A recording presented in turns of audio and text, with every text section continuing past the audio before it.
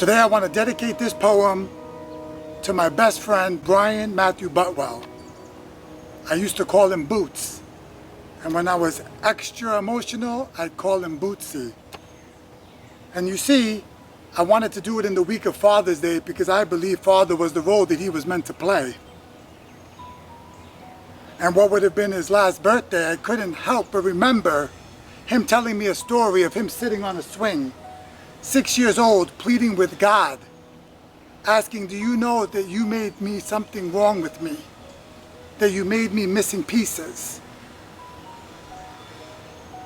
Here I am, 45 years old, wishing I could have pulled up a swing and said, my best friend, there was nothing wrong with you then. It was the world that was broken and unable to see the power and the glory in your sensitivity.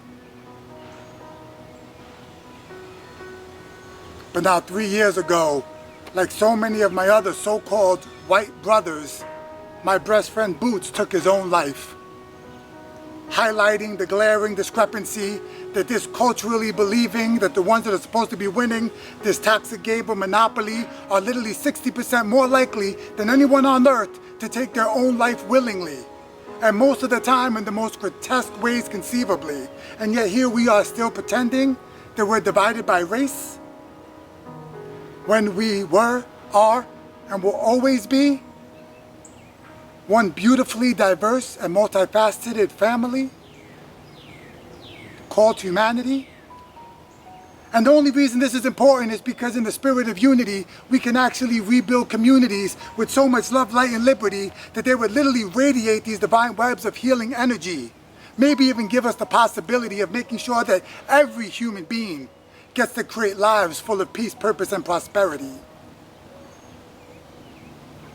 Maybe we'd be able to actually take the responsibility of protecting the sacred innocence of our youth, returning it once again to one of our most vital priorities. Maybe it's time when the mass of I's and me's are ready to humbly bow to the collective needs of the we. Because I don't know about you, but that couldn't have been the furthest from my childhood reality. You see, since birth they've been singing me lullabies of mediocrity. Staring with a twisted sense of curiosity when young, I preferred to go hang out with the Sisters of Mary at the nunnery. They couldn't understand that that was the only place quiet enough to hear the God in me. That it was actually there in that silent reveille that Great Spirit shared with me, that if I could have a resounding trust and faith and bring my gifts to a level of mastery, I'd find a profound way to become of service to this soon-to-be globally connected community. Problem was, my first test of faith, I was 8 years old when it was presented to me. Instructions were to place my hands on the back of the elderly woman sitting in the pew in front of me and speak the words, your prayers have been heard and your healing is now coming to thee. My hands in half motion before my mind came online and said, wait, that means it'd be coming through me. The idea so bold, so grand, so beautiful, its sheer weight cracked right through my then extremely fragile sense of spiritual identity. And so instead of allowing the faith of glory of God to come through in the form of healing, I sat there paralyzed for what felt like an eternity, as the bully in my brain pummeled my sacred, preying on every single one of my insecurities. So brokenhearted and disappointed in self, I left church that Sunday as merely a shell of me. You see, as a youngster, there were no elders as guides to walk by my side, teaching me how to harness this magical energy that was growing inside, sometimes as forceful as a tsunami tide. Instead, I was surrounded by an ant colony gone rogue, leaving us children to emotionally and spiritually fend for our own, while simultaneously crippling our elders with the LY and discarding them in nursing homes. I can still remember my knees on hard wood, elbows on mattress, hands gripped tight, eyes closed, head bows, praying, God, this whole thing seems nothing short of insanity. Please find a way to help me from falling into the black hole of greed and only caring about how my actions are affecting me, my friends, and my family. Give me the strength to turn the gifts you've given me into a vehicle of abundance and productivity so I could give the lion's share of my prosperity to help ensure that communities globally can place our elders, the ill, and the children in the center of the community, because that's where they're supposed to be.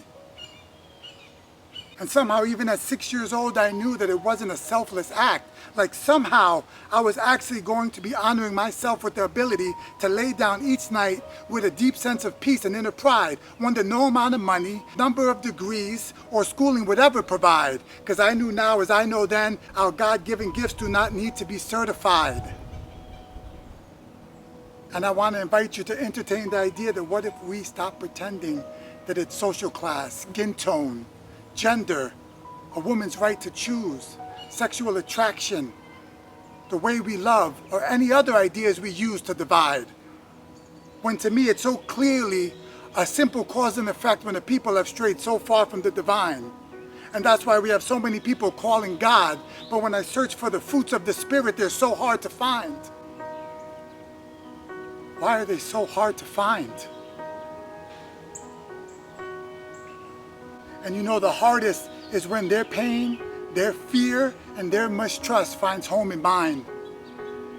So to myself each morning I must remind, I didn't grow old. I've grown fearful. I've grown mistrustful. I've grown jaded. I have become the sum of the lies I was told because the boy was too young to understand the negative ideas I was being sold. But the beautiful message is that the day of the grand healing is ready to unfold. So I don't care what you've been told. No matter how convincing our rivals, the sacred in us can never be defiled. And I now have everything I need to explode from the darkness like a seed that knows it's my time to become a beautiful tree.